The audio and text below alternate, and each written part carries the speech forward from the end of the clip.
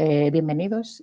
Muchas gracias por asistir a la sexta sesión del seminario de Marxismo-Leninismo y Emancipación de la Mujer, que es la primera del tercer bloque temático en el que hemos dividido el seminario y en el que este bloque es en el que analizaremos la situación de la mujer bajo el capitalismo. En esta sesión en concreto, que corre a cargo de David Fuente, que el que ya no presento porque ya lo conocéis de sesiones anteriores, vamos a trabajar las nociones básicas de economía política que van a ser necesarias para comprender esta situación, ¿no? Que, como veíamos en las anteriores sesiones, es clave para entender el papel de la mujer en las distintas sociedades. Y también vamos a ver los aportes de Marx a este análisis. Bueno, lo primero deciros que entendemos que los textos que correspondían a esta sesión, que se requerían para esta sesión, eran complejos y largos. Esperamos que el texto de apoyo que se envió, creo que fue antes de ayer, os haya servido de complemento para la correcta comprensión, pero bueno, que si no es así, no os preocupéis. Con la presentación de David es más que probable que todos ellos o casi todos estos conceptos queden perfectamente aclarados. Sabéis que podéis hacer las preguntas que necesitéis y que consideréis oportunas después. Y además, a pesar de todo esto, pues no queda correctamente claro todo lo que estamos tratando, sí que os animamos, o a la gente que está viendo la sesión en diferido, sí que os animamos a que pues nos mandéis las dudas que tengáis por correo electrónico y a lo largo de los siguientes días pues iríamos contestándolas sin problema ninguno, porque entendemos que es muy necesario que esto quede perfectamente claro. Entendemos que eso, pues eso, que es un tema largo y que es denso y que quien se acerque a esta cuestión por primera vez pueda resultarle complicado y bueno, pues para eso estamos, ¿no? Para solucionar estas dudas que puedan surgir. Bueno, y por otra parte, también queríamos comentaros, antes de comenzar la sesión, que a petición de una de las participantes del seminario, pues hemos estado pensando en la posibilidad de hacer al final de curso algún tipo de evaluación voluntaria, por supuesto, que daría lugar pues a la entrega de un diploma de la FIN, ¿no? De consecución de los objetivos del seminario. Lo vamos diciendo por adelantado que no sabemos exactamente cuál va a ser la forma concreta que tenga esta evaluación, pero bueno, sí que va a ir relacionado con muy directamente relacionado con los contenidos que se van dando en cada sesión. Entonces, bueno, para que lo tengáis en cuenta a la hora también de preparar las sesiones, por si, bueno, pues si os interesa conseguir este diploma. Y bueno, pues nada más, no me enrollo más y os doy paso a David. Adelante. Vamos a analizar los aportes cruciales de Marx en el Capital sobre la mujer obrera para así entender esta cuestión. Yo creo que conviene adelantar que no vamos a ver hoy todo lo que dice Marx disperso en el primer libro de Capital sobre la situación de las mujeres y el capitalismo. Hay más detalles, hay más. Vamos a ver lo más fundamental a nivel teórico, lo que está más apegado a los fundamentos marxistas de la economía política para entender el capitalismo y, por tanto, entender lo que ocurre con la mujer obrera. No todos los detalles que de un modo u otro da Marx sobre la situación de la mujer en el capitalismo en la época que él lo estaba estudiando. Y por otro lado, cosas que veamos hoy las vamos a ver más desarrolladas, repetidas, exploradas en diferentes contextos a través de August Bebel, Clara Zetkin, Kollontai, Lenin en otros momentos. Entonces, no pasa nada porque hoy algunas cosas no queden del todo asentadas o no se ven con toda claridad porque se van a terminar viendo en las sucesivas sesiones. Esta sesión la he dividido en dos partes. Una parte que son nociones previas básicas para abordar o para entender plenamente lo que convenía dejar claro en esta sesión, y otra parte con el contenido propiamente dicho. Entonces vamos a intentar pasar por estas nociones previas básicas de manera rápida, con definiciones fundamentales, y luego centrarnos en el contenido propiamente dicho de esta sesión. Ya sabéis que todos los marxistas estaban en el inicio de dos libros, o por lo menos todos los marxistas de habla hispana, el inicio del Quijote y el inicio del Capital, ¿no? La riqueza de las sociedades en las que domina el modo de producción capitalista se presenta como un enorme cúmulo de mercancías y la mercancía individual como la forma elemental de esa riqueza. Nuestra investigación, por consiguiente, se inicia con el análisis de la mercancía. La mercancía, que es la forma celular del modo de producción capitalista, que parece que sí, que es algo muy simple y muy nimio, pero aclarar el análisis de la mercancía es la base preliminar para comprender todo lo que tiene que ver con el modo de producción capitalista, incluida la cuestión de la mujer obrera. Entonces, en este sentido, vamos a hacer un poco lo que hizo Marx, pero a muy grandes rasgos, que es primero aclarar qué es y qué no es la mercancía. Porque todos tenemos una noción espontánea de mercancía, porque todos las consumimos de continuo en nuestra vida contemporánea, es inevitable, pero hay que asimilar la definición científica. Las mercancías son productos útiles del trabajo, eso en primera instancia. ¿Pero de qué tipo de trabajo? ¿Trabajos bajo qué relación? Son trabajos autónomos recíprocamente independientes, es decir, no trabajos que estén coordinados entre sí, decididos por un plan estatal o por un acuerdo de una comunidad, sino trabajos regidos por un criterio autónomo. Cada unidad de producción se organiza autónomamente y unas unidades de producción y otras, sea esto artesanos o sea esto empresas, son mutuamente independientes. ¿Cómo entran en relación los productos de ese trabajo de las diferentes entidades de producción autónomas e independientes? Pues a través del mercado, no queda otro medio. Y esto es lo que hace que una mercancía tenga, además de una utilidad, además de un valor de uso, tenga otra cualidad, que es la de, en determinada proporción, se intercambia con otras mercancías. Es decir, toda mercancía tiene también un valor de cambio, un precio. ¿Qué no son mercancías? Pues no son mercancías otros productos de trabajo humano, como por ejemplo los de la comunidad primitiva, porque esos trabajos no son autónomos y recíprocamente independientes, sino que son trabajos organizados por la comunidad, y entonces, en lugar de comprar y venderse mutuamente el producto de su trabajo, los reparten según los mismos criterios de organización comunitaria. Y lo mismo ocurre con los productos útiles del trabajo de la familia para sí, o con lo que el esclavo doméstico hacía para su amo en las sociedades esclavistas como Roma o Grecia, o el diezmo feudal, o sea, si o el producto que tenía que entregar el campesino siervo al señor feudal.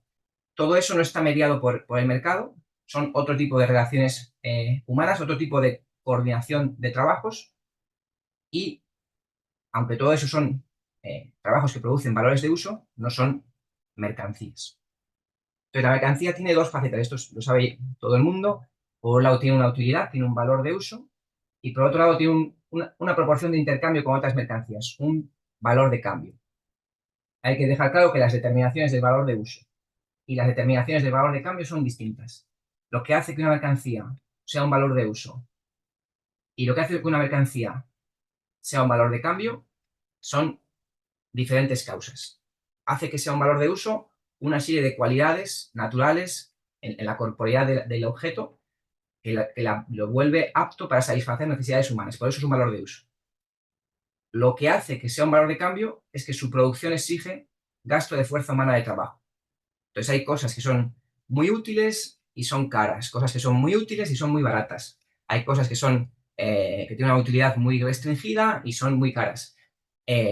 Hay cosas que son útiles para los seres humanos, pero que no exigen trabajo humano, son indispensables y son gratis, ¿no? Como por ejemplo es el aire en nuestras condiciones aquí.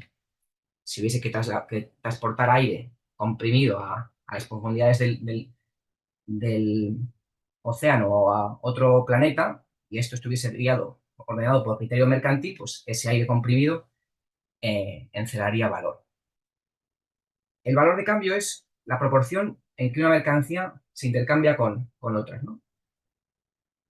Aquí, ya Aristóteles, ¿no? Hace más de 2000 años se preguntaba por qué mercancías distintas, como aquí ese pescado y esa, bueno, no sé si son pepitas de oro o son granos de trigo, es indiferente. ¿Por qué dos mercancías tan distintas, incluso más distintas que estas, pueden no ser alimentos?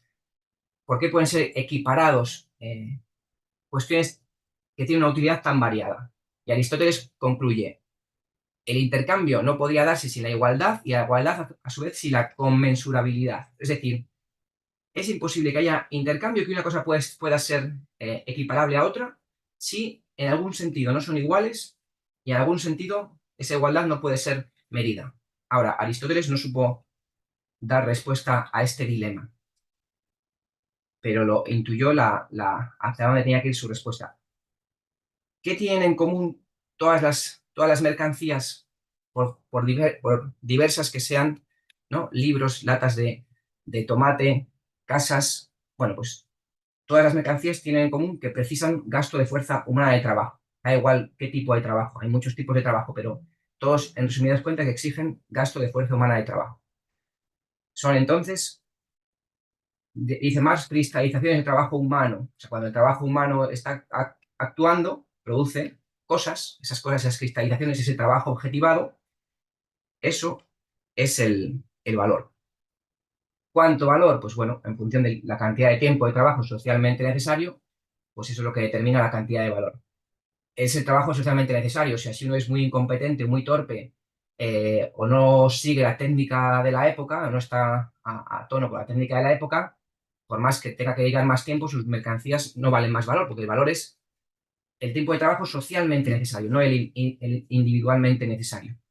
Y entonces, esto es lo que hace que en determinada cantidad todas las mercancías pueden equipararse. Sardinas y casas son lo mismo en determinada proporción, en la medida en que sardinas y casas son valor. También nos conviene tener presente la definición más general de trabajo de Marx. ¿Qué es el trabajo? Dice Marx, como creador de valores de uso, como trabajo útil, el trabajo es independiente de todas las formaciones sociales, o sea, da igual cómo esté organizada la sociedad, es una condición de la existencia humana, una necesidad natural y eterna de mediar el metabolismo que se da entre el hombre y la naturaleza, y por consiguiente, de mediar la vida humana. Entonces, nosotros ya habíamos visto que lo fundamental, la base económica de la sociedad son estriba en el nivel de desarrollo de las fuerzas productivas y el nivel de desarrollo de las relaciones de producción o el tipo de relaciones de producción existentes. Por tanto, estudiar en cada momento el modo del trabajar de cada época, pues ahí detrás de eso está el secreto de la comprensión de una época histórica determinada, ¿no? Entonces, según lo visto hasta ahora, solo en determinado tipo de relaciones del trabajo, esos productos del trabajo toman la forma de mercancía. El ser humano ha producido cosas útiles toda su vida, pero no ha producido mercancía durante toda su existencia. Ni siquiera hoy en día todas las tareas que desempeñamos son productoras de mercancías. Entonces, en resumen, ¿qué es el valor? El valor es la forma que toma el trabajo objetivado que ha sido realizado por unidades de producción autónomas, recíprocamente independientes, vinculadas por el mercado. ¿Qué significa esto? Que, por ejemplo, en esta imagen que vemos aquí de unas personas pelando alcachofas, otras personas haciendo una especie de juguete, una fábrica de montaje, una fábrica de embotellamiento de leche, hilado, tomate. Los productos de todas estas unidades de producción se van a intercambiar a través del mercado. No ocurre lo mismo al interior de esas fábricas. Al interior de las fábricas, los diferentes puntos de la cadena de montaje no se compravenden sus productos, su aportación a la producción, porque es dentro de la fábrica, está todo el trabajo organizado por la planificación del capitalista o del director de la fábrica, ¿no? Pero no ocurre así en la relación entre las diferentes empresas. Cada empresa funciona de manera, eso, autónoma, recíprocamente independiente. y sus productos solamente se pueden enfrentar en el mercado y allí deben intercambiarse y se intercambian de acuerdo con el valor socialmente necesario. Y el dinero es un elemento que surge con el propio desarrollo de la mercancía, que tiene una historia muy antigua, ¿no? Al aumentar la cantidad de mercancías en circulación, unas mercancías en particular se emplean crecientemente para expresar el valor de otras. Ya sabéis, es conocido que en diferentes sociedades se han empleado diferentes mercancías como dinero, ¿no? Que si las conchas, que si granos de cacao, hay muchos ejemplos, pero a lo largo de la historia, predominantemente el oro y la plata han jugado este papel, pues bueno, porque el oro y la plata se pueden subdividir, se degradan menos, se pueden transportar fácilmente, bueno, por una serie de cuestiones, ¿no? Y esa mercancía que se margina del resto y juega el papel cada vez más de emplearse para expresar el valor de las otras, esa mercancía es el dinero. Esa mercancía, pues, se acuñó en su momento, ¿no? Con las primeras monedas acuñadas directamente con el metal en cuestión, y el peso de ese metal en cuestión. Después se emplean monedas de otros metales que representan al metal original y surgen también el papel moneda, ¿no? Un papel que representa a, a ese metal dinerario, incluso ya ni siquiera el papel, sino cuentas bancarias en origen sobre papel y hoy en día cuentas bancarias electrónicas donde los cambios se compensan por mera contabilidad, por mera cuestión de contabilidad. Y el precio de las cosas es su valor expresado en la mercancía dineraria. ¿En qué consiste entonces la circulación de mercancías? Que nos dice Marx que es el punto de partida del capital. Pues la circulación de mercancías consiste en vender un valor de uso que, por lo que sea, no le interesa que lo fabrica el productor, no para sí, sino para el mercado. Con eso obtiene dinero y con el dinero compra otras mercancías que le interesa consumir, ¿no? Entonces, la circulación de mercancías sigue el esquema de mercancía, dinero, mercancía. El motivo impulsor de esta circulación es obtener valores de uso. Y la limitación es la satisfacción de determinada necesidad, ¿no? Pero el capital no se mueve con en este mismo ciclo, sigue otro curso y consiste en emplear dinero para comprar mercancías y luego vender una mercancía y obtener una mayor cantidad de dinero, ¿no? Pues por eso la fórmula queda así resumida. Dinero, mercancía, dinero prima, en el sentido de que el último dinero no es igual que el primero, sino que es más cuantioso. Si no, no tendría sentido volver a tener la misma cantidad de dinero al final de este proceso. Y entonces, ¿cuál es el motivo impulsor del movimiento del capital? Pues obtener más valor de cambio. Y por tanto carece de límite, porque como el dinero puede ser cualquier mercancía en cualquier momento, no hay límite exterior para la necesidad o para el apetito de dinero. El apetito de dinero carece de mesura, porque todo puede ser, con el dinero todo puede ser obtenido. Entonces Marx aquí nos da la primera definición, la más abstracta desde el punto de vista de la circulación, de qué es el capital. Pues el capital lo que vemos, lo que se aprecia es que es una cantidad de valor que está en proceso siempre de ser más valor. Unas veces es mercancía o una parte del mismo es mercancía, otra parte del mismo es dinero, va cambiando de forma y lo que ocurre en el ciclo es que va aumentando de valor, ¿no? Entonces el capital es valor que aumenta de valor, valor que se valoriza. Y a lo que Marx llama plusvalor es la parte de valor superior a la de la inversión inicial, ¿no? Si la inversión inicial es de 5 y al final se obtiene 6, pues el plusvalor es 1.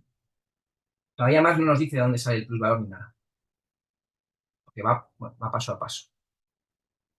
Y aquí es donde va a empezar lo que teníamos que leer, ¿no? A la hora de explicarnos de dónde surge el capital.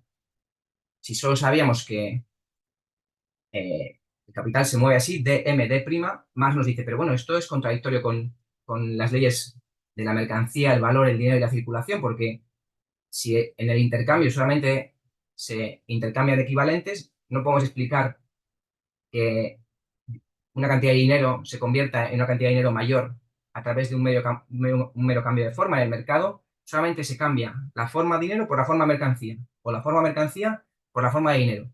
Pero en ese intercambio no hay una modificación cuantitativa, solamente hay un cambio de dos formas de valor. Pero en los dos extremos hay un equivalente.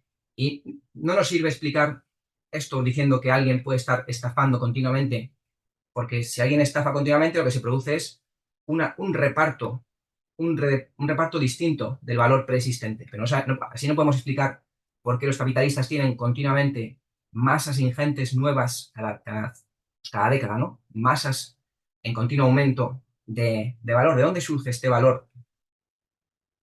Bueno, entonces aquí Marx deja la explicación del apartado justo anterior al que nos hemos insertado a leer diciendo, bueno, el capital tiene que brotar al mismo tiempo de la circulación, brota en la circulación y no en ella. Ahí nos deja con esa paradoja y con esa paradoja empieza el punto donde teníamos que leer para esta sesión.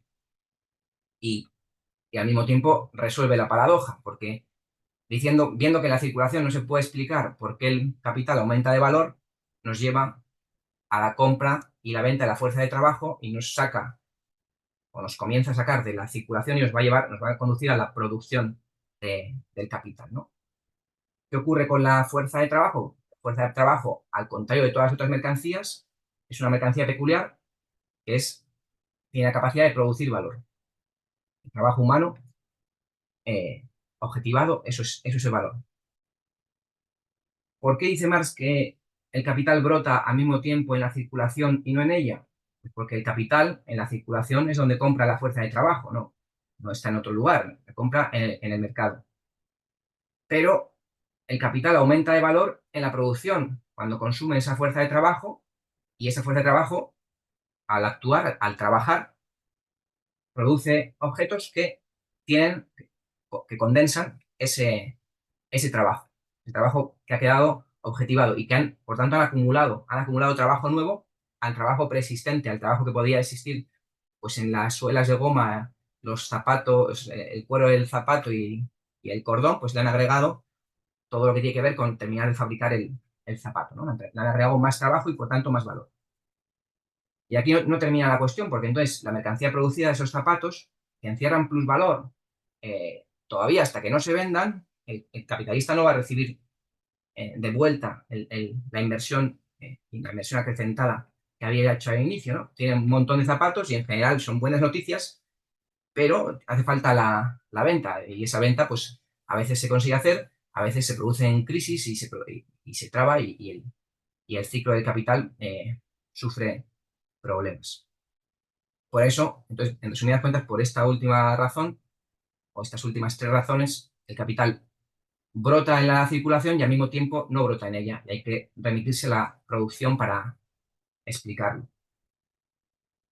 Y ahora nos vamos a meter más en las cuestiones de lo que tocaba leer específicamente.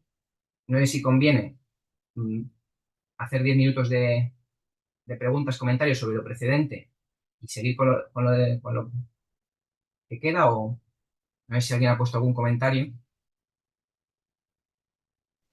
Por el momento nadie ha puesto nada en el grupo. Si alguien tiene alguna cuestión concreta y lo quiere comentar, damos un par de minutos para que alguien levante la mano y si no, continúas. La verdad es que con que se entienda lo que es en concreto la mercancía, esa forma particular del producto de trabajo humano, y se haya entendido por qué el trabajo humano objetivado en un valor de uso en un momento dado toma la forma de valor, ¿no? Y en otros momentos no, porque está organizado, ese trabajo está organizado en otras relaciones sociales. Eso es lo fundamental de lo dicho hasta el momento. Yo diría, David, que puedes continuar, ¿eh? Que Muy nadie bien. está pidiendo palabra. Dale. Pues entonces seguimos con la definición de fuerza de trabajo que nos da Marx en el Capital. Dice, por fuerza de trabajo o capacidad de trabajo entendemos el conjunto de facultades físicas y mentales que existen en la corporeidad, en la personalidad viva de un ser humano y que él pone en movimiento cuando produce valores de uso de cualquier índole. O sea que esta definición de fuerza de trabajo es tan general como la que hemos visto antes de trabajo. El ser humano siempre ha tenido fuerza de trabajo, capacidad de trabajar. Ahora hay que ver qué hace el capitalista con esta fuerza de trabajo y qué peculiaridades tiene la fuerza de trabajo bajo el capitalismo. En la época capitalista se caracteriza porque la fuerza de trabajo reviste para el obrero la forma de una mercancía que le pertenece y su trabajo la forma de trabajo asalariado. Por ejemplo, si pensamos en en el sistema esclavista, la fuerza de trabajo es algo también intrínseco al esclavo, pero no es una mercancía que le pertenece al esclavo. El esclavo está vendido él como mercancía y en la mercancía, que es toda su persona, el esclavista emplea esa facultad de esa persona que es la fuerza de trabajo. Pero en el capitalismo no es así. El capitalismo es una mercancía que le pertenece al obrero. Si el obrero se vendiese para siempre, dejaría de ser obrero y sería un esclavo.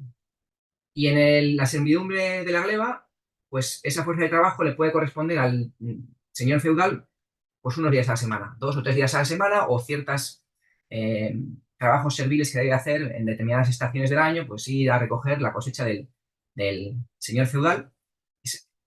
Esa es la relación que tendría el siervo de la gleba respecto a su fuerza de trabajo, es distinta de la que tiene el obrero, distinta de la que tiene el esclavo. Y la forma en la que el esclavista, el señor feudal y el capitalista se apropian del producto de la fuerza de trabajo son también distintos, son distintas relaciones, distintas formas de explotación. ¿Cuáles son las condiciones para que la fuerza de trabajo esté en el mercado? Porque no siempre en el trabajo ha habido personas dispuestas a venderse por un salario, o esa situación ha sido muy minoritaria en otros momentos de la historia. Y bueno, pues estas son las dos condiciones. Por un lado, que el poseedor de la fuerza de trabajo sea un propietario libre de su capacidad de trabajo, de su persona, o sea, que sean jurídicamente igual al comprador y que venda por un plazo determinado su fuerza de trabajo, no para siempre. Bueno, esto ya sabemos que los siervos de la gleba estaban adscritos a una tierra, no podían moverse de un lugar a otro a su placer, venían con la tierra, ¿no? Por ejemplo. Y el esclavo, pues por supuesto, no puede venderse a otro esclavista. Eso es la decisión de los esclavistas. ¿Qué otra condición tiene que haber para que la fuerza de trabajo se venda en el mercado? Pues que esté obligada a venderse, porque no tenga ninguna otra mercancía que vender. No es un artesano, no es un campesino, no tiene medios de producción y lo único que tiene es su fuerza de trabajo. Y esa es la única mercancía que puede vender, porque como no tiene medios de producción ni medios de subsistencia, esta es la única mercancía que puede ofrecer al mercado para obtener dinero y con el dinero adquirir medios de subsistencia. Marx nos dice que esto no es un producto natural, que la naturaleza no produce por una parte poseedores de dinero o de mercancías y por otra personas que simplemente poseen su fuerza de trabajo. Esto no es un hecho de la naturaleza humana. Esta relación es una relación social común, no a todos los periodos históricos, ¿no? Ha surgido en un momento dado de la historia. No resuelve aquí Marx el origen de esta situación, pero este origen de esta situación, como ya sabéis, está explicado en el último capítulo del Capital, en el de la llamada acumulación originaria. Y Marx explica cómo los campesinos son expropiados y se obliga a trabajar. eh, eh, Analiza sobre todo el caso de Inglaterra, de cómo se forja el pobre laborioso que debe vender su fuerza de trabajo en el mercado. ¿Qué es lo que determina el valor de la fuerza de trabajo? ¿Cómo se determina su valor? Bueno, pues el valor de la fuerza de trabajo, como el de cualquier mercancía, depende del tiempo de trabajo necesario para la producción de esa fuerza de trabajo. Y eso nos dice Marx, se resuelve en el tiempo de trabajo necesario para la producción de los medios de subsistencia que precisa la familia obrera. Y son la suma de medios de subsistencia que hacen falta para mantener bueno, en realidad a la familia obrera bajo condiciones normales de vida. Nos dice Marx que, bueno, esto en cada país está dado, ¿no? En cada momento histórico. Hay diversas condiciones, ¿no? En función de la situación natural de cada país, cuáles son esos medios de subsistencia son distintos. Pues es evidente que en el norte o en Rusia o en el norte de Alemania hace falta una cantidad de leña, carbón para el invierno y en zonas tropicales pues esa necesidad no está, hay otras necesidades, ¿no? O sea, hay unas condiciones, por un lado, naturales diferencian a los diferentes países, incluso regiones dentro del mismo país. Pero Nos dice Marx, incluso las necesidades consideradas o llamadas imprescindibles y el modo de satisfacerlas también son un producto histórico, no es una cuestión pura y exclusivamente natural. Depende en gran parte del nivel cultural y esencialmente de las condiciones bajo las cuales se ha formado la clase obrera y, por tanto, sus hábitos y aspiraciones vitales. Entonces, hay una peculiaridad en cuanto al valor de la fuerza de trabajo que incluye un elemento histórico y moral de qué es lo que se considera en un país determinado indispensable para que una persona pueda hacer su vida. Y de hecho, y bueno, y esto históricamente se va transformando. Muchas veces se les echa en cara a los obreros que se han gastado dinero en un móvil. Bueno, pues el móvil hoy en día es una necesidad eh, elemental para trabajar y también para hacer vida social, en fin. ¿Qué es lo que determina que haya diferencias en el valor de la fuerza de trabajo dentro del mismo país? Pues, por un lado están los costos de desarrollo, o sea, los costos de formación,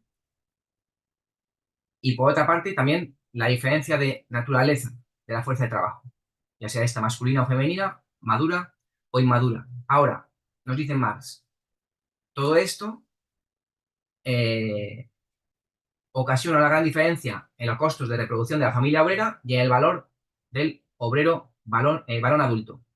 Ahora bien, estos dos factores están excluidos de la presente investigación.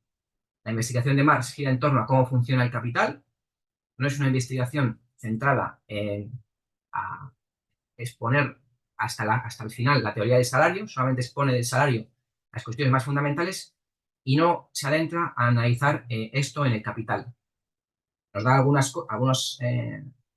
ideas, pero esto vamos a verlo más desarrollado por Bebel y por Zetkin y por otros autores más adelante. Y aquí nos dejaba el capítulo 4 que teníamos que leer. Luego se produce un salto muy grande en la exposición. No nos importa ahora conocer todo lo que se dice ahí, ni mucho menos, pero simplemente saber que Marx, por el camino, en todas esas páginas que nos saltamos, pues él explica en qué consiste la extracción del plusvalor de la clase obrera, como la clase obrera tiene que trabajar durante la jornada para producir el valor de su salario y un tiempo extra, que es ese tiempo que produce el plusvalor y que es el origen de la ganancia del capitalista. Marx también analiza cómo se fija la jornada laboral, porque los capitalistas siempre tendieron a extender la jornada laboral tanto como pudieron. Ya sabéis que había jornadas laborales de 14, de 16 horas, que las primeras fijaciones de la jornada laboral eran de 12 horas, de lunes a sábado. También Marx expone cómo el capitalista puede aumentar el plusvalor sin alargar la jornada. Claro, una vez que los trabajadores en lucha le ponen un límite a la jornada laboral, ya no solo los trabajadores en lucha, sino el mismo Estado burgués, porque está viendo que se está exterminando a la población obrera y que por ese camino es imposible que la sociedad se mantenga. Una vez que se fija una jornada laboral, entonces si se abarata el valor de la fuerza de trabajo,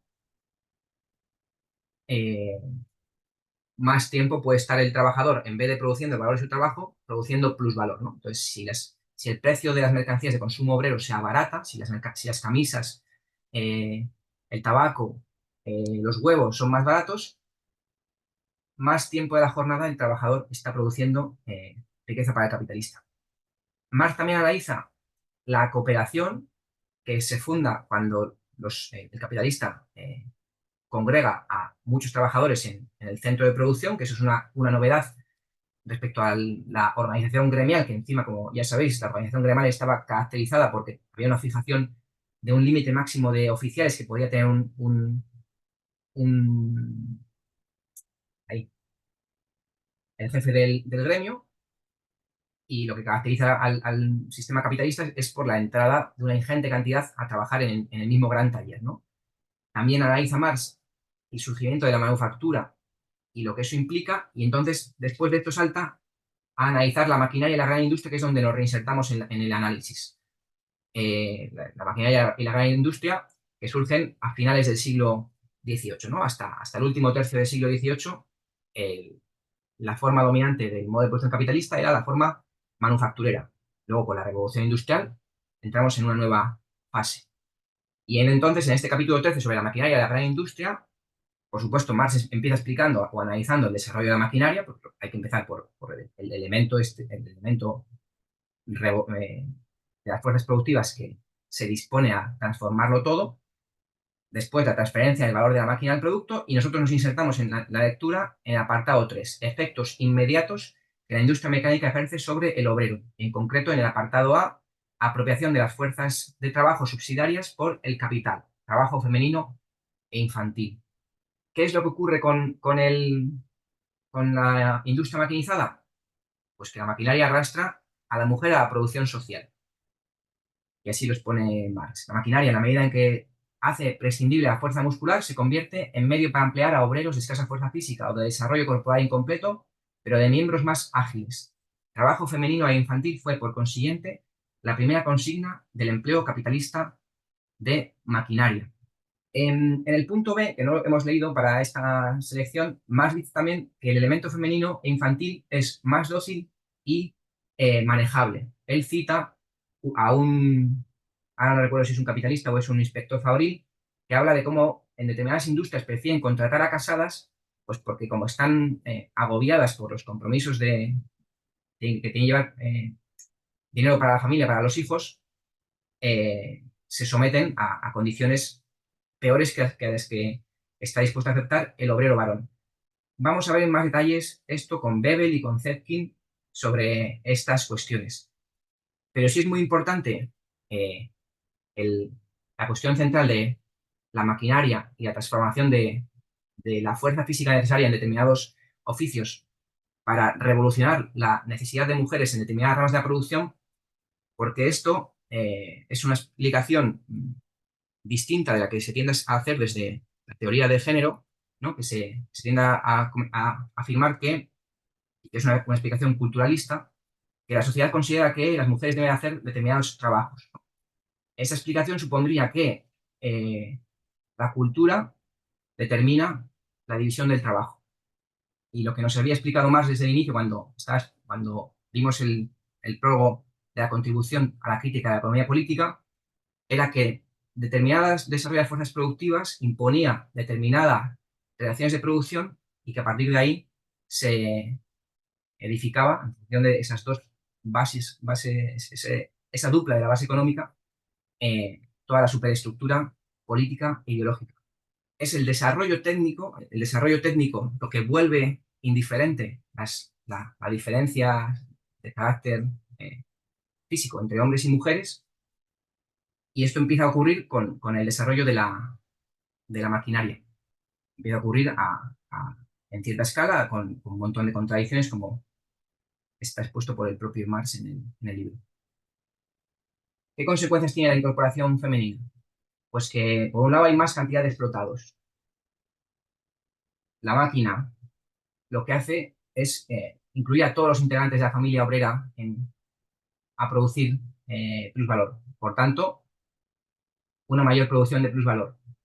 El salario masculino decrece, y aunque el conjunto de salarios de la familia entre el padre, la madre y los hijos, la suma de ellos sea mayor que el del salario masculino original, pues en vez de una jornada laboral de una persona, el capitalista obtiene cuatro o las que sean, ¿no?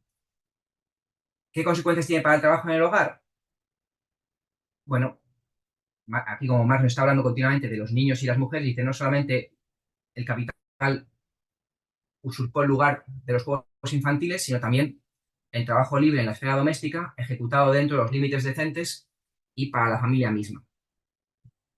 Es decir, el capital ha usurpado el trabajo familiar necesario para el consumo. Entonces, ¿qué ocurre con esto? Es necesario sustituir por mercancías terminadas los trabajos que exigen el consumo familiar, como coser, remendar, etc.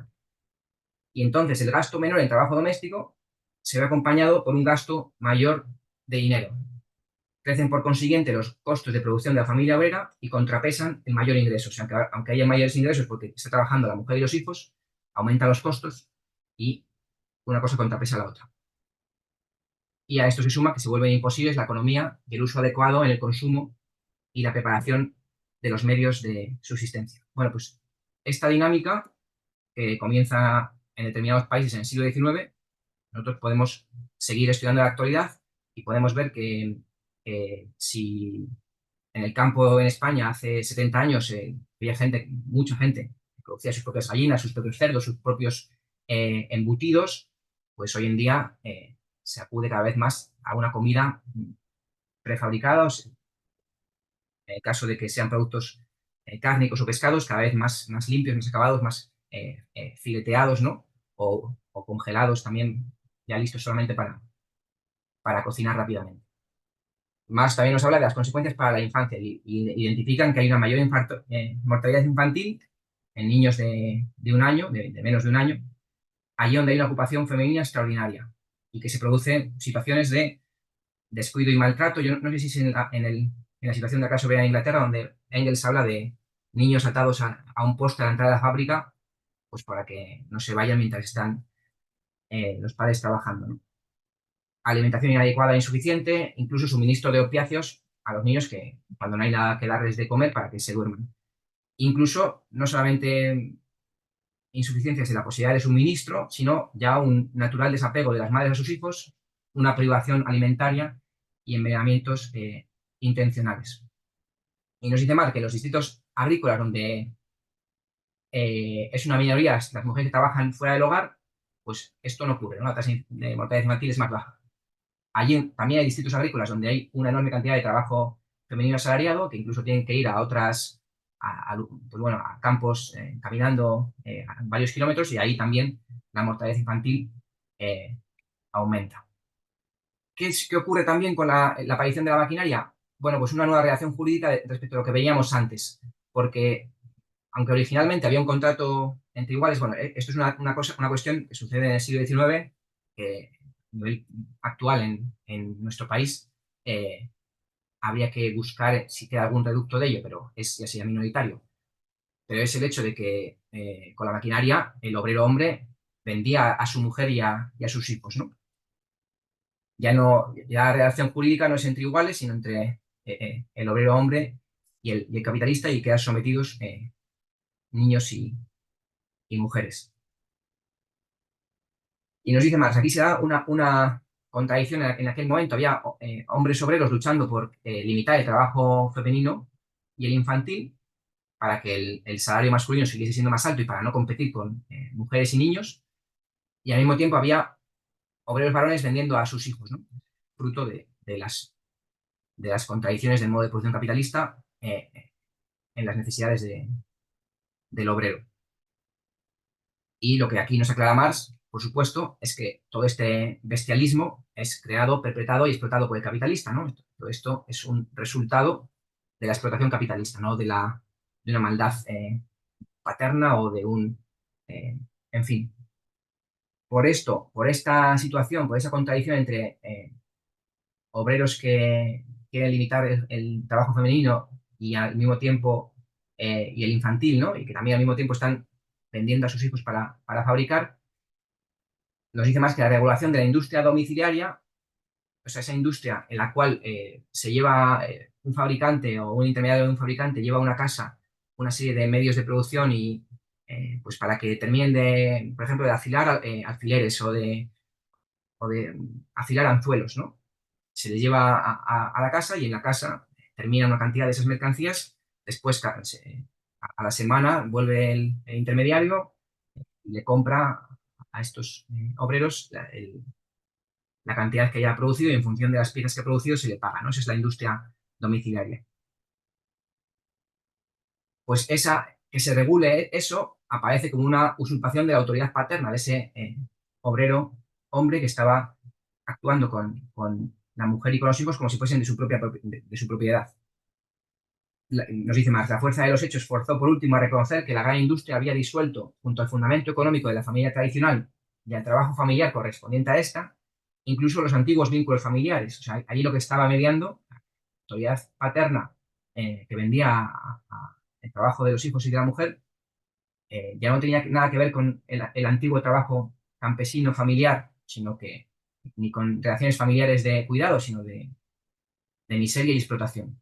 Entonces, era necesario proclamar el derecho de los hijos, porque o se hacía eso. Luego, Marx nos sigue comentando que todos estos desastres incuban, dejan entrever el surgimiento de una sociedad del futuro, aunque por el momento en su mayor parte se expresen como padecimientos, ¿no? Dice más que la gran industria revoluciona constantemente su base técnica, o sea, continuamente aparecen nuevas máquinas, ¿no? Que dejan atrás a las existentes. Eso cambia también las funciones de los obreros. Unos trabajos se vuelven obsoletos, desaparecen, surgen otros empleos. Y las combinaciones sociales del proceso de producción, que continuamente hay que reorganizar en la fábrica cómo se trabaja. Y también se revoluciona la división del trabajo en la sociedad, porque surgen nuevas ramas de la producción y otras, pues bueno, pierden peso, y esto continuamente eh, arroja masas de capital y de obreros de una rama a otra, ¿no? Bien, entonces el obrero se ve continuamente necesitado de ir de un empleo a otro y está en continua inestabilidad. Y nos dice más que por terrible y repugnante que parezca la disolución del viejo régimen familiar dentro del sistema capitalista, no deja de ser cierto que la gran industria, al asignar a las mujeres, los adolescentes y los niños de uno u otro sexo fuera de la esfera doméstica un papel decisivo en los procesos socialmente organizados de la producción. Recordad que cuando estábamos viendo a Engels, Engels nos dijo que lo que había ocurrido en el último periodo de la comunidad primitiva es que la mujer había perdido el papel decisivo en los procesos socialmente organizados de la producción. Entonces, al hacer esto, la gran industria crea el nuevo fundamento económico en que descansará una forma superior de la familia y de la relación entre ambos sexos. Es tan absurdo, por supuesto, tener por absoluta la forma cristiano-germánica de la familia, como lo sería considerar como tal la forma que imperaba entre los antiguos romanos, o la de los antiguos griegos, o la oriental, todas las cuales, por lo demás, configuran una secuencia histórica de desarrollo. Aquí, en esta cita, está escondido porque Marx estaba estudiando también precisamente a Morgan, ya después de haber escrito El Capital, y porque cuando Engels escribió El origen de la familia, propiedad privada y el Estado, se basó en sus apuntes y dijo que prácticamente era escribir una obra póstuma, una obra que su autor era Marx y que había empezado a escribir, ¿no? Porque Marx estaba viendo una transformación en la familia, y porque Marx nunca estudió solamente el modo de producción capitalista, siempre estudió el desenvolvimiento de la historia universal con lupa especial en lo que ocurría en las transformaciones que ejercía el capitalismo, pero la única forma de entender plenamente los cambios que producía el capitalismo era comprender todo el desenvolvimiento de las sociedades humanas y todos sus cambios desde el origen del ser humano mismo, ¿no? Y dice, me es evidente asimismo que la composición del personal obrero, la combinación de individuos de uno u otro sexo y de las más diferentes edades, aunque en su forma espontáneamente brutal, capitalista, en la que el obrero existe para el proceso de producción y no el proceso de producción para el obrero, constituye una fuente pestífera de descomposición y esclavitud, pero bajo las condiciones adecuadas ha de trastocarse a la inversa, en fuente de desarrollo humano.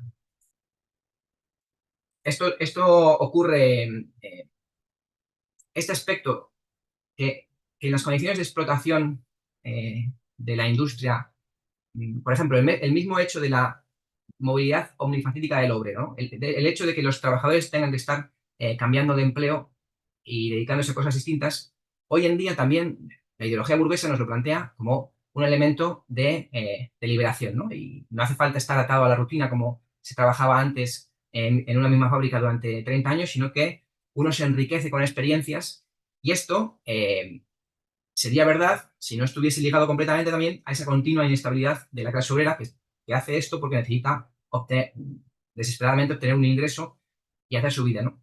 Pero sí que nos anuncia que a futuro, en la sociedad futura, será posible estos cambios de actividad productiva, esta no unilateralidad del trabajador, que era la base de la manufactura. La manufactura consistía en que alguien se especializaba muchísimo en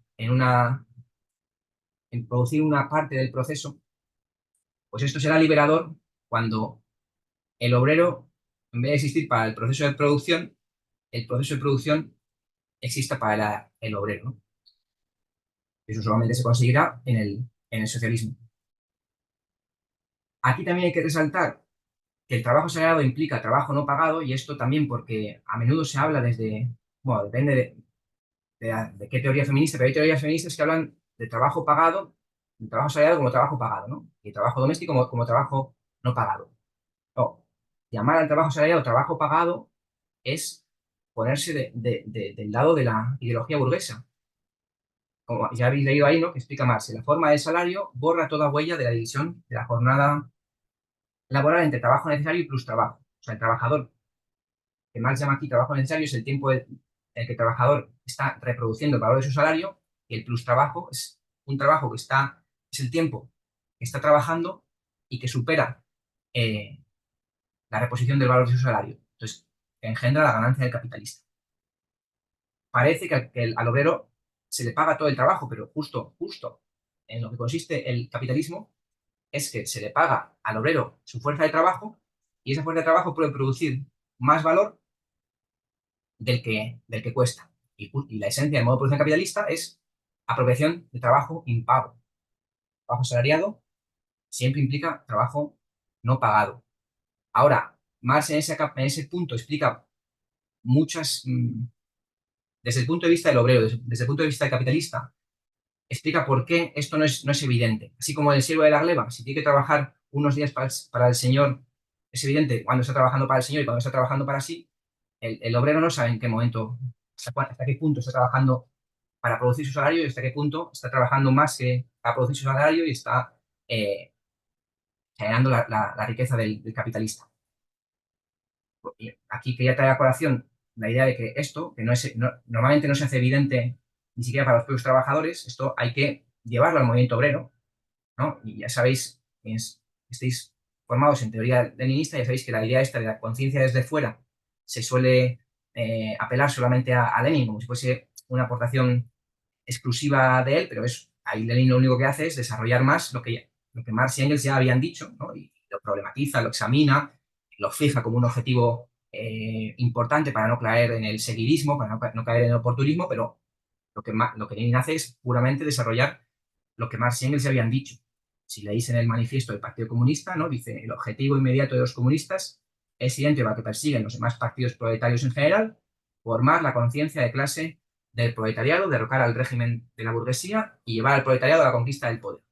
Pues, entre otras cosas, para formar esa conciencia de clase del proletariado, es necesario que todo trabajador entienda que está en un empleo, sí y solo sí, produce más valor de que cuesta su salario. Y que cada día que pasa como contratado, está produciendo riqueza para otros.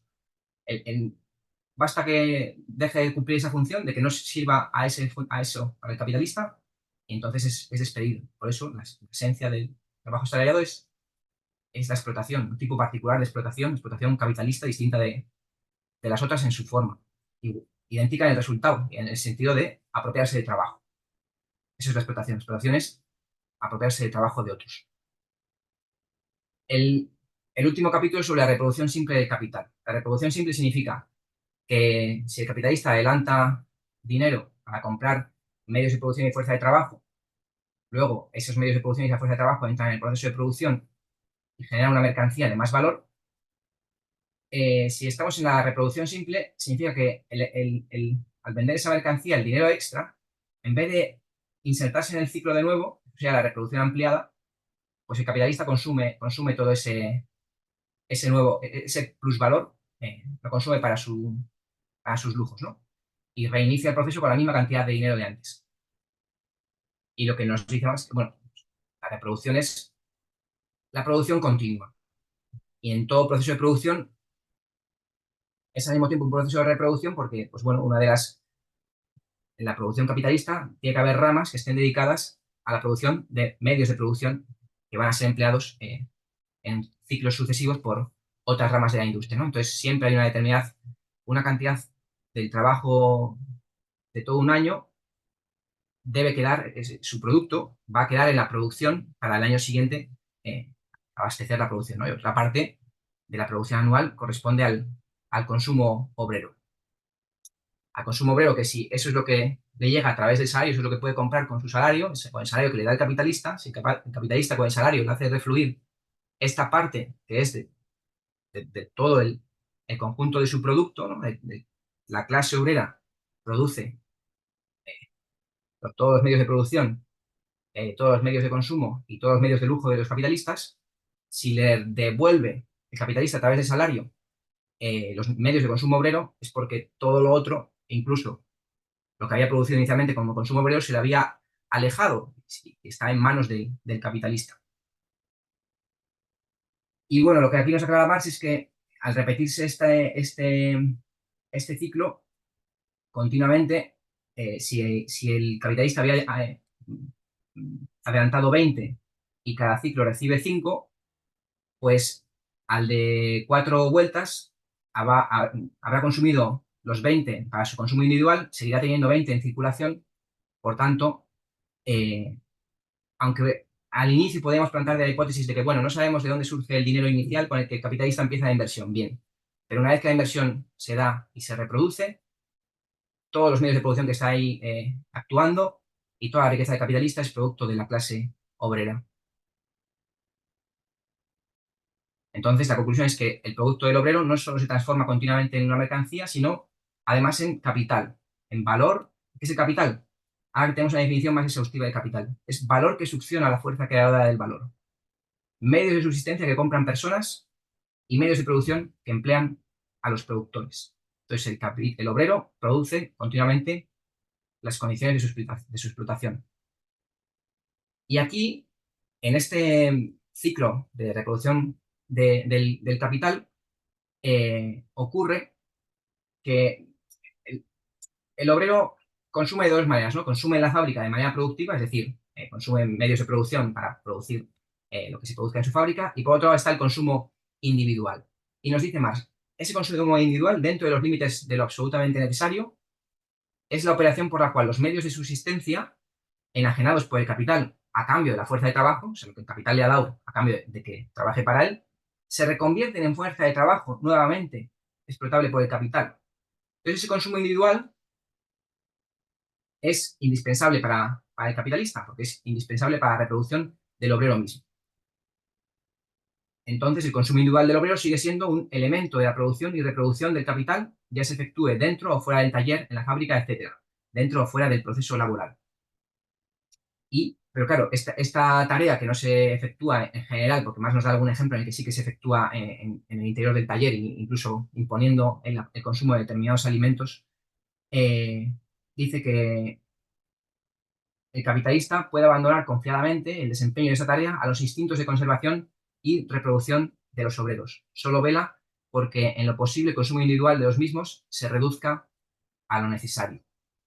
Por lo que estamos viendo, lo que ocurre con la producción capitalista es que continuamente está reproduciendo esas relaciones de producción. Está continuamente produciendo capital por un lado y clase obrera por el otro, cada vez en crecientes, en cantidades crecientes. Por eso, en Marx, en el Capital, o sea, perdón, en el manifiesto, Marx y Engels decían que la sociedad tiende a distinguirse más y más en obreros y capitalistas. En aquella época, en 1848, cuando había un montón de artesanos independientes, un montón de campesinos independientes, y si verificamos en nuestros días, las sociedades capitalistas, cuanto más desarrolladas estén, más cantidad de asalariados del capital tienen, ¿no? Y menos trabajadores autónomos tienen. El proceso capitalista de producción, pues, reproduce por su propio desenvolvimiento la escisión entre fuerza de trabajo y condiciones de trabajo. O sea, los asalariados de hoy están más lejos de poder montar su propia, digamos, su propia empresa, de poder vivir por sí mismos, que los asalariados del siglo XIX. Porque hace falta una inversión gigantesca hoy en día para competir en el mercado. Entonces, este proceso capitalista de producción reproduce y perpetúa las condiciones de explotación del obrero. Lo obliga de manera constante a vender su fuerza de trabajo para vivir y constantemente pone al capitalista en condiciones de comprarla para enriquecerse. Y quería compartiros como cierre de esto una frase de Lenin de El desarrollo del capitalismo en Rusia de finales del siglo XIX. Ahí Lenin lo que ha analizado, pues evidentemente, es el desarrollo del capitalismo en Rusia, cómo se fue dando en el campo, en la ciudad, y llega a esta conclusión, en la que cita a otro autor, y dice lo siguiente: destruyendo el carácter cerrado patriarcal de estas categorías de la población, se va a referir a, sobre todo a las mujeres, destruyendo el carácter cerrado patriarcal de estas categorías de la población que antes no salían del estrecho círculo de las relaciones domésticas familiares, atrayéndolas a la participación directa en la producción social, la gran industria maquinizada impulsa adelante su desarrollo, eleva su independencia, es decir, crea unas condiciones de vida que están incomparablemente por encima de la inmovilidad patriarcal de las relaciones precapitalistas. es completamente justa la conclusión siguiente del señor Arizomedov. Dice, la industria destruye la dependencia económica en que la mujer se encuentra con respecto a la familia y con respecto al hombre. En la fábrica, en la fábrica ajena, la mujer se iguala al hombre. Es la igualdad del proletariado. El capitalismo industrial desempeña un papel notable en la lucha de la mujer por su independencia dentro de la familia. La industria crea para la mujer una situación nueva y completamente independiente de la familia y del marido. Bueno, pues esto es en lo que respecta a la familia y el marido. Esto tiene otros aspectos negativos que hemos empezado a ver con Marx, pero lo clave, yo creo que la clave está en la tendencia económica que se empieza a generar a partir de esto y todos los análisis marxistas y toda la práctica de organización comunista parte de esta premisa para engrosar las filas de la lucha obrera revolucionaria, las luchas del comunismo, con hombres y mujeres, por la igualdad de los hombres y las mujeres y por la lucha por el socialismo. Y la premisa económica que hace esto un objetivo que está destinado al triunfo es que el capitalismo no puede más que profundizar en esta tendencia. Por tanto, lo que falta es la organización consciente del proceso consciente. Esto es un proceso inconsciente y Lenin definía el Partido Comunista como la organización consciente del proceso inconsciente. Y hasta aquí el resumen. Muy bien, pues muchas gracias, David, por la presentación, muy claro todo. Como decíamos al principio, pues bueno, como es habitual en todas las sesiones, si alguien tiene algún comentario, alguna pregunta o alguna duda, pues podéis ir levantando la mano o hablando por el chat. Eduardo tiene la mano levantada. Le damos palabra. Hola, Adelante. buenas tardes. A ver, yo la duda que tengo es un poco una cierta contradicción que veo entre aquello que decía Engels, ¿no? De que la incorporación de la mujer al trabajo social implicaría su liberación, pero claro, eso lo sabemos ahora, a posteriori, pero luego, claro, eso entra en contraste con los relatos de Marx, ¿no? De cómo era la situación en la industria británica, ¿no? De la enorme miseria que había en las fábricas, el abandono infantil y demás, ¿no? Entonces, un poco, pues, no sé, ¿cuál es el fundamento que ellos tenían para tener esa visión y saber que a largo plazo eso iba a ser mejor? No sé si me he explicado. Sí, sí. De hecho, el texto que leímos de Engels ya sabes que es un texto de 1884 y que es casi 20 años posterior al Capital, al libro 1 de Capital. Eh, y, y no tanto porque hubiesen cambiado las situaciones, es que Marx ya estaba entreviéndolo. Yo creo que una de las cuestiones del marxismo, del análisis materialista, es que al comprender las reacciones materiales necesarias que se están abriendo camino y que se van a abrir camino, se puede comprender la tendencia a futuro. Y eso es indispensable para organizar la estrategia revolucionaria.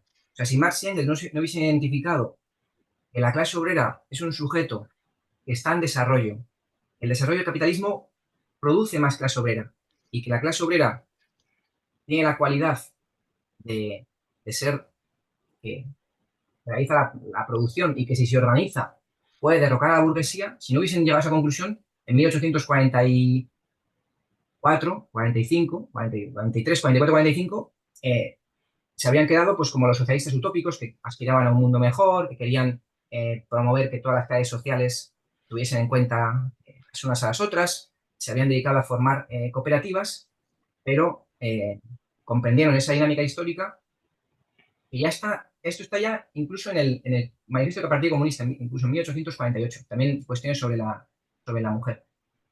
Y a pesar de todas las contradicciones del proceso, ellos ven que, y bueno, lo veremos con Zetkin, que ellos se opusieron a la limitación de la jornada laboral, de acceso a las mujeres al trabajo. Decían que eso era una tendencia reaccionaria, era inevitable la incorporación de las mujeres al trabajo. Lo que había que hacer es que aquello supusiese el menor destrozo posible para la familia obrera, para que quienes llevaban el mando de la sociedad, pues es la burguesía, ¿no? Pero el marxismo siempre ha identificado esas relaciones económicas necesarias, lo que están incubando, independientemente de que por un momento, o independientemente de todos los aspectos negativos que en una etapa del proceso desarrollen. Y ve también el aspecto positivo que se está incubando y el aspecto positivo que puede tomar si esa sociedad y esa dinámica económica las riendas es tomada por la propia clase obrera en vez de por la burguesía. Si el trabajo femenino se incorpora a la fábrica, no en función de las necesidades de absorción de plusvalor de la burguesía, sino en la tendencia a incorporar a las mujeres a la producción social, a vaciar el contenido económico de la familia, a que la familia pierda, se disuelva como en cuanto unidad económica, que no haya tareas prácticamente, las tareas sean las menos posibles a través de la introducción de comedores públicos, del cuidado de los niños en guarderías, etc., que permitan que las mujeres avancen en la producción social. Ese ha sido el proyecto comunista de Marx y Engels desde el siglo XIX y que además constata los cambios que se estaban dando, porque las guarderías surgen cuando las obreras son secuestradas también por el capital, las trabajadoras. O sea que ellos lo que veían las dos partes, Eduardo. Sí, es desde luego fascinante, ¿no? Que ya tuviesen esa visión, ¿no? Porque uno en aquella época, recurriendo a ese mal llamado sentido común, ¿no? Que sabemos que, bueno, cada época tiene su sentido común y cada lugar tiene el suyo, pues se habría dicho, no, es que esto, la incorporación de la mujer parece un desastre, ¿no? Y es, bueno, lo que acabas de comentar, ¿no? La evolución de la clase obrera y el aspecto positivo que se está incubando, ¿no? Lo veo desde luego, pues eso, ¿no? Una mente preclara. Pues si nadie dice nada, quería aportar otra cuestión relativamente polémica al debate, pero que me parece muy, muy pertinente, que es que si la división sexual del trabajo había durado milenios y empieza a disolverse en el capitalismo, no era por un criterio cultural, era porque era una potencia económica. Durante varios siglos esa división sexual es una potencia económica y eso se comprueba en que en multitud de sociedades realizan la misma. Claro, como estamos hablando, una potencia económica no significa que sea, ya había dicho Engels, que desde la aparición de la esclavitud, todo progreso es al mismo tiempo para algunos un retroceso, ¿no? Una potencia económica que subyuga a las mujeres. Pero si eso deja de ser una potencia económica y empieza a quedar obsoleto, es por el propio desarrollo de las fuerzas productivas. El desarrollo de las fuerzas productivas comienza a volver artificial que haya esferas masculinas y esferas femeninas. Y bueno, claro, no lo hace en todas las esferas simultáneamente, ¿no? Eso es un proceso. Y es interesante que hay un enzarzamiento a veces entre posiciones que niegan toda diferencia entre hombres y mujeres, ¿no? Somos exactamente iguales, no hay ninguna diferencia. Y por otro lado, el pensamiento reaccionario siempre te pone los ejemplos en los cuales la diferencia física tiene algún tipo de algo que ver, ¿no? Entonces te dicen, si estás en apuros y te hace falta que un bombero venga, ¿qué quieres? ¿Que sea una persona de 80 kilos? Claro, el pensamiento reaccionario se refugia allí donde de algún modo queda algo. Pues, bueno, esa es la idea. Es el desarrollo de fuerzas productivas lo que pone en cuestión la vieja división sexual del trabajo o empieza a poner en cuestión, ¿no? Sí, Manuel, acaba de pedir la palabra. Adelante. Sí. Hola, solo una pregunta. Si la disolución de la división sexual del trabajo empezó hace pues 100 años, en realidad más de 100 años, bueno, mucho más de 100 años, o sea, ¿cómo es posible que no, o sea, cómo es posible que no haya desaparecido más el machismo? Digo, no sé, si tenéis alguna idea o opinión. Gracias. Bueno, yo, por ejemplo, hay que tener en cuenta que aquí más está analizando, si habéis leído los prólogos de Capital, dice, analizo Inglaterra porque es el lugar con el capitalismo más desarrollado y, por tanto, todos los países van a encontrar aquí a futuro algo similar a lo que ocurre en Inglaterra. En concreto, le dice a sus compatriotas alemanes: esta historia va de vosotros, aunque esté hablando de Inglaterra, esta historia va de vosotros porque os encamináis a lo mismo. Pero si uno analiza, por ejemplo, el trabajo en España, la mitad de la población activa, ahora no recuerdo exactamente muy bien, pero en torno a 1950 la mitad de la población activa eran obreros, la otra mitad no lo eran. Entonces, el trabajo asalariado y la incorporación de las mujeres a la producción social no se produjo exactamente hace 200 años. Hace 200 años empezó a ocurrir, o hace 250, empezó a ocurrir en Inglaterra, ¿no?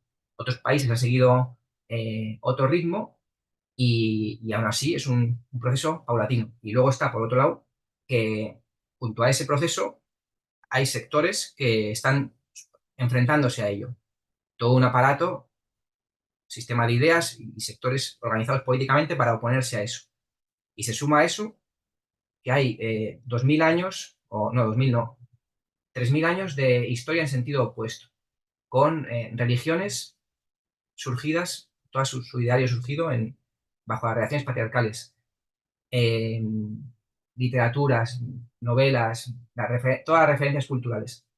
Entonces, ni el proceso, ni el cambio económico es absoluto desde hace 250 años, sino que inicia un proceso y además la transformación superestructural pues, es un conflicto, es conflictiva entre los que quieren mantener las viejas formas y los que quieren transformarla. Y entonces, en esa lucha estamos, ¿no? O sea, ha habido cambios, digamos, muy profundos desde el punto de vista, o sea, desde la cuestión de, pues, en el siglo XIX, mujeres que no podían heredar, ¿no? Si tu padre era rico, te casabas, pues él heredaba a tu marido. O no podían trabajar, o no podían estudiar, ¿no? Ha habido cambios enormes, pero eso no significa que no tengamos por hacer. Y tampoco en la base económica hay, aunque la tendencia, hemos escrito un artículo que no sé si habéis leído, hay diferencias enormes todavía. O sea, aunque la tendencia sea convergente, la tendencia es convergente, pero la tendencia todavía es, o sea, amas de casa, sí, cada vez son menos amas de casa y son más mayores, y cada vez hay más hombres que solo se dedican a tareas del hogar, pero todavía son, ahora no recuerdo, 5 veces menos.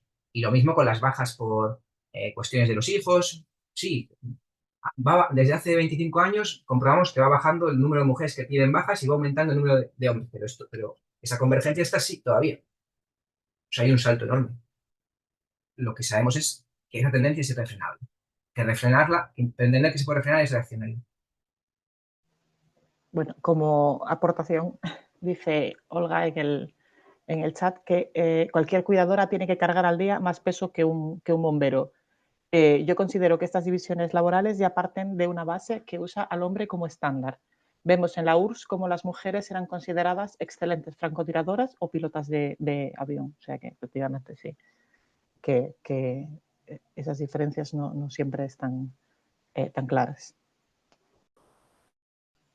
Bueno, pues parece que nadie más tiene ninguna palabra más ni ninguna duda. Entonces, bueno, si os parece, creo que cerramos la sesión. De todas formas, sí que si bueno, alguno de los que nos ven en diferido o vosotros mismos, a lo mejor volviendo a verlo o leyendo los textos, os surge alguna duda y queréis comentarla, repito lo comentado al principio de mandarlas al correo sin problema ninguno.